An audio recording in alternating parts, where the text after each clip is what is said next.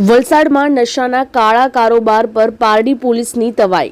ભેંસલાપાડા 3 રસ્તા પાસે નાકાબંધી કરી ગાંજાના જથ્થા સાથે એક આરોપીની અટકાયત। વલસાડ જિલ્લામાં નશીલા પદાર્થોની હેરાફેરી ડામવા માટે પારડી પોલીસ હાલ એક્શન મોડમાં આવી ગઈ છે। પારડી પોલીસે સપાટો બોલાવતા દમણથી ગાંજાનો જથ્થો લઈને આવતા એક શખ્સને ઝડપી પાડ્યો છે। એટલું જ નહીં, પોલીસે ગણતરીના કલાકોમાં જ આ કેસના મૂળ સુધી પહોંચીને ગાંજો સપ્લાય કરનાર દમણના મુખ્ય આરોપીને પણ દબોચી લીધો છે। વલસાડ જિલ્લાની પારડી પોલીસને નશાના સોદાગરો સામે મોટી સફળતા મળી છે। પીઆઈ જીઆર ગઢવીના માર્ગદર્શન હેઠળ એએસઆઈ કાનજીભાઈ નથુભાઈની ટીમને એક ચોક્કસ બાતમી મળી હતી।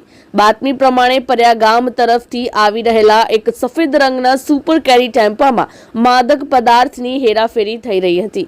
આ માહિતીના આધારે પોલીસે તાત્કાલિક ભેંસલાપાડા 3 રસ્તા પાસે વોચ ગોઠવીને GJ15 AV 7381 નંબરના ટેમ્પોને અટકાવ્યો હતો। પોલીસ ટેમ્પોની તલાશી લેતા ક્લીનર સીટની પાછળ પ્લાસ્ટિકની થેલીમાં સંતાડેલો શંકાસ્પદ વનસ્પતિજન્ય પદાર્થ મળી આવ્યો હતો।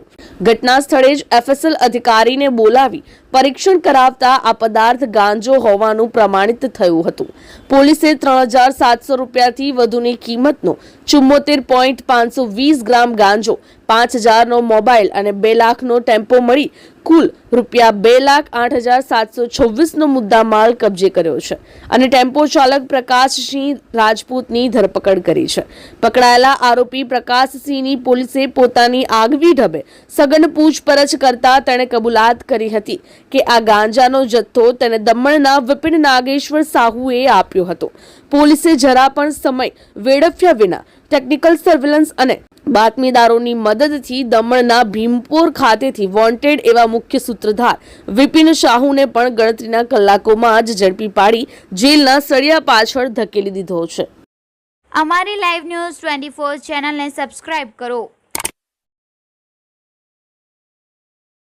બેલ આઇકોન દબાવો જેથી આવનાર ન્યૂઝ અપડેટ્સની નોટિફિકેશન આપ સુધી સૌથી પહેલા પહોંચે।